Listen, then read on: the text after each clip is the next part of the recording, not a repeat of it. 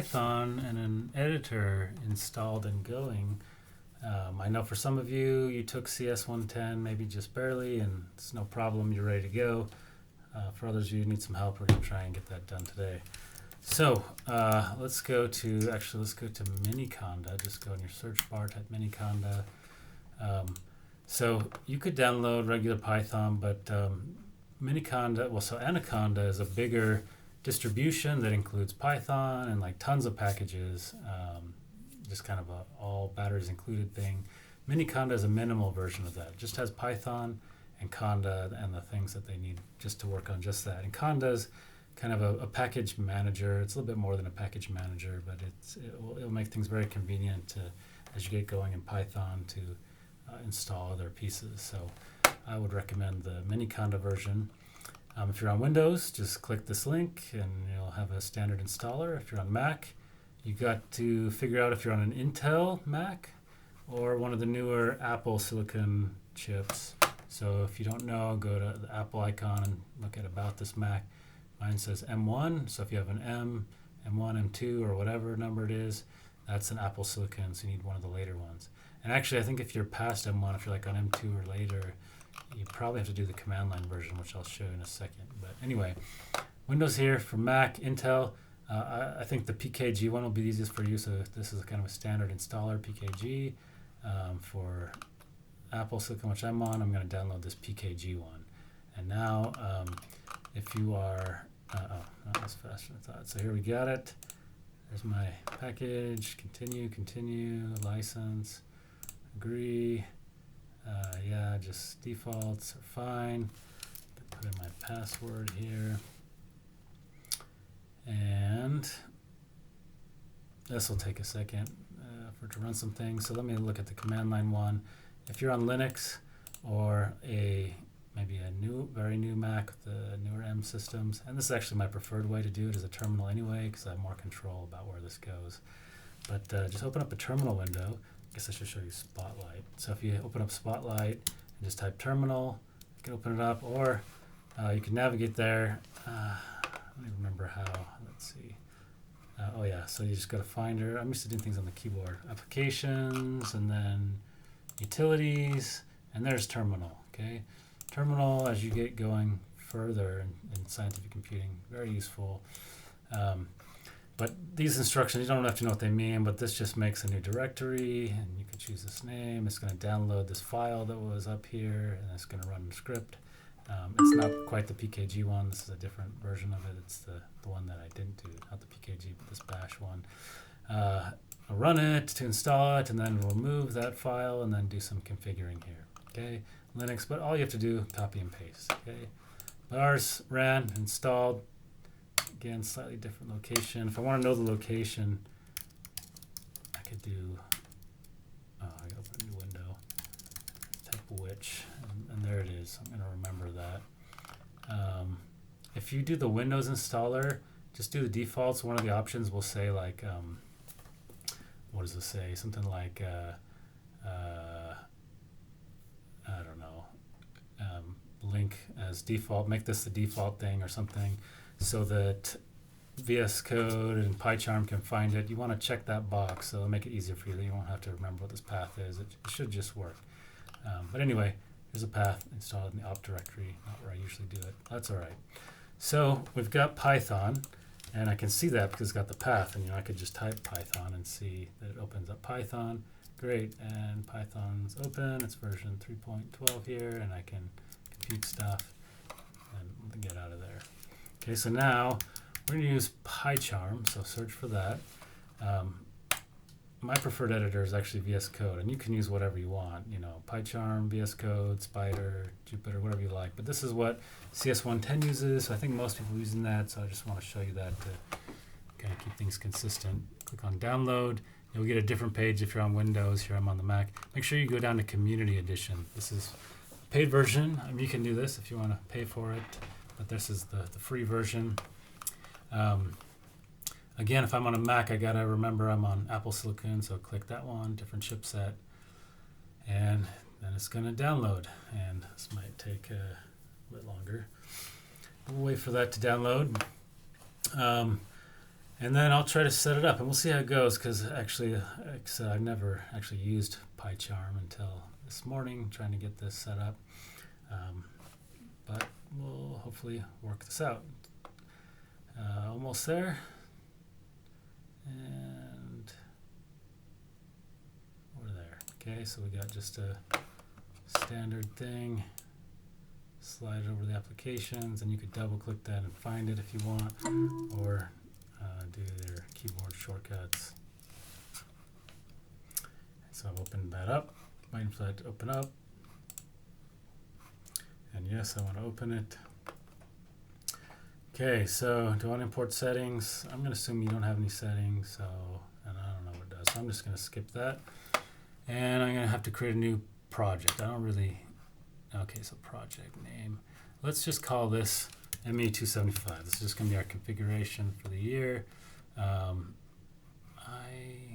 don't want it there. You can put it there wherever you want. I'm going to put it in my Dropbox folder because I want it to be backed up, and I'm going to put it, I already have a folder for this class, so I'm going to put it in here. Yeah. And it will create a little folder for me there. And it found a different Python than the one that I want. This is so most operating systems will come with Python. You don't generally want to use that because you can't, or you could. You try to update it, but you might mess up your operating system because it's going to depend on specific things. So that's why we install our own Python. So I'm going to find mine, and actually I'm just going to use baseconda. Actually, so there, I did find it. Instead of using this virtual environment, it's good practice to use different virtual environments, and maybe we'd normally do a custom environment and we'd create our own different conda environment. That's very typical, but we're not going to need different environments for us, so we're just going to use this one. And it already found it for me, so I didn't have to do anything. It's in that opt Miniconda folder. Okay, so yeah, I'm going to use that. Create. Okay, so I've got my project in 275. Let me, yeah, new features. Okay, let's close that. I can see down here that is what I want. It's the opt, the one that was in that folder where I installed it.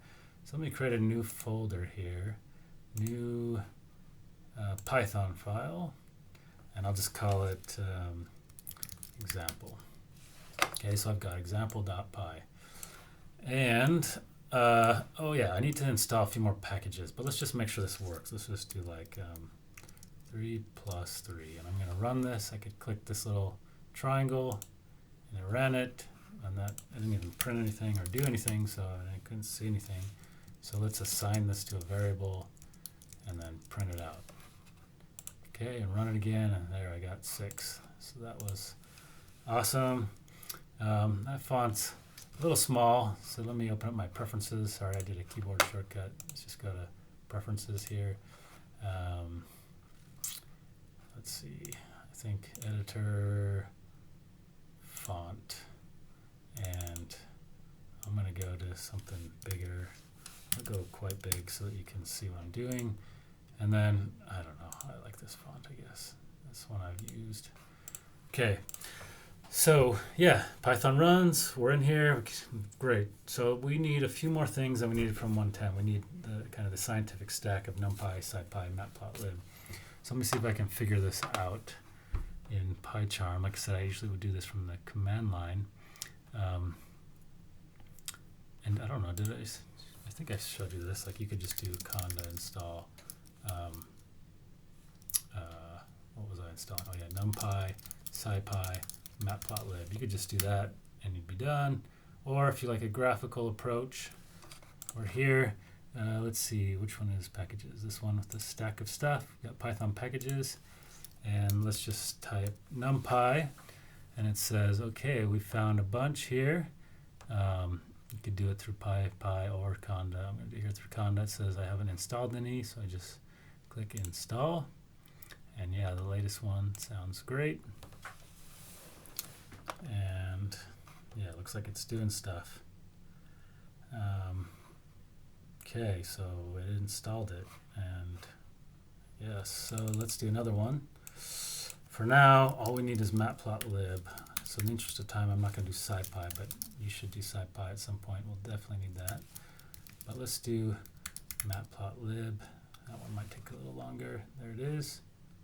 Install. Sure, latest one. What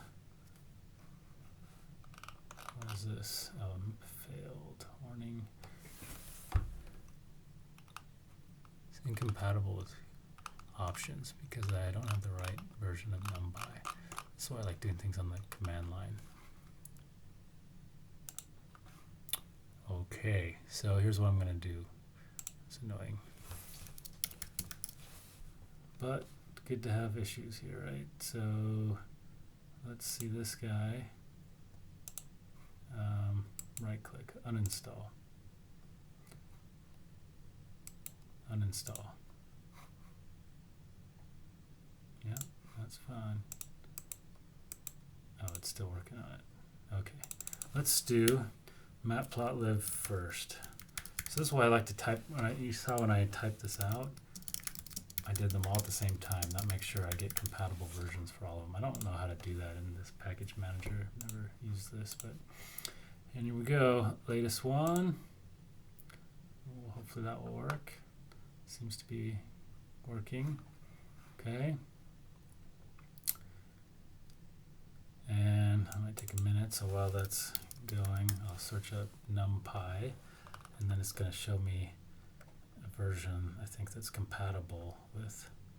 Oh, looks like it's installing it already, which makes sense because matplotlib has numpy as a dependency, so it has to install it already.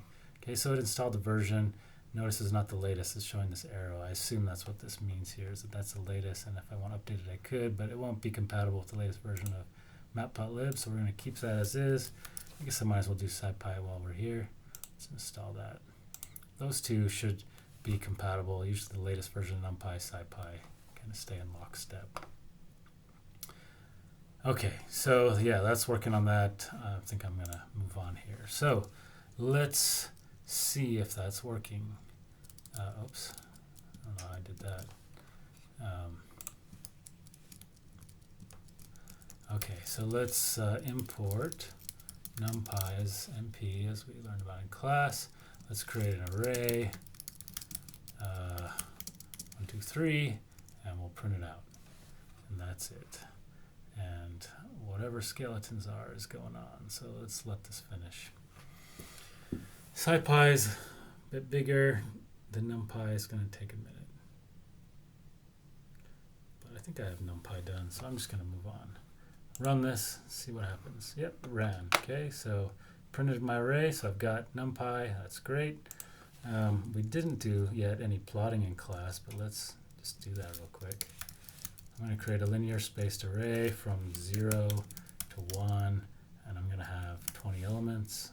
That's interesting. Gives me hints here. And then I'm going to, let's just evaluate the sine function, the trigonometry sine function. And then to plot, I'm going to import matplotlib.pyplot, and the conventional name is to rename that as PLT. As we talked about today, we can give it a shorthand. Okay, so I've got these two arrays, and actually before I even do anything, I'm just going to run that. And oh yeah, I didn't print anything, so there won't be anything to see. But it finished, so at least worked. So now let's create a figure. Let's open a new window, and then I'm going to do a plot. I'm just going to plot x versus y, and then I'm going to show that plot. Now, let's see what happens here. There it is. There's my plot. There's the sine function. Let's not go from 0 to 1. Let's go to pi. And I showed you today that there's pi is in the math module. Well, there's also defined in the numpy module too, so that'll work just fine. Oh, and by the way, it hasn't stopped running. See, it doesn't say exit code because it's kind of hanging until I close this. So the program's still open. If I close this, then I'll quit. I could have just quit it up here too, though. Just killed it. Okay, so there's my sine function. Let's plot it over a full period. Yeah, just stop and rerun. There it is. Okay, and it's a little bit coarse because I only did 20 points, right? So if I did 200 points, that's going to be smoother, right? And there it is. Okay, so this is the normal way that you run Python is as I've shown right now, where, and I usually use a keyboard shortcut, but I'm just showing you here. To click this, you run the entire file. So this is how Python is meant to be run. This is what's happening in the command line, right? So it's just typing this for me. I'm running the path to Python and then the name of the file. And so Python starts up, it executes everything in my file, and then it exits. And that's how Python's normally run. However, a convenient way, especially as you're kind of working things out, is to do things a little more interactively. The problem with this is that, like, you know, I can't go and see what's in X and Y. I might want to inspect it and check out what some things are, and I have to keep putting in print statements. So interactive is kind of nice as you're exploring things. So let's do that instead. So I'm going to get rid of my figure here. Oops. Let's, I don't know, do something even simpler here. Let's just call X. Well, that's fine. We can just, I'll put that back. I just don't want so many numbers to look at, so let's just keep it at 5. Keep this really small. All right, so I've got 2 arrays, and instead of running the whole thing, if I right-click, and I'm not going to want to do this every time, I'm going to learn keyboard shortcuts, but I can run the file in the Python console. Okay, so that's different than the terminal. Console is kind of an interactive one, so it's in the Python console, and so here it is. It ran it in there, and it just ran everything. But now it's still open. So in other words, I could type, oh boy, it's doing like trying to autocomplete. How do I get rid of that? Okay, so I could just type X and I could see what's there because it's all still here in memory. It didn't close Python. And so if I want to know, oh, what was in the second entry of X? Or what happens if I take that's the third entry. We're in Python now, not Julia. The third entry of X and I add 4 to it. You know, what does that look like? Or what if I took that entry and I added the first entry in Y, right? Like I can mess around here and try things, and it's a little bit more interactive. And then once I feel like I got things right, I could then run the whole file again. Another thing I like to do, if I right-click, you know how I did the run file, I could also do execute line, so I could do things line by line. This is the default shortcut, which would be different in Windows, I'm sure, or maybe not, I don't know. I don't like that one. I'm going to go change it. So I'm going to go to Preferences and go to Key Map and see if I can find that. Let's see, what was it looking for? It's called what are these things called? Console or something?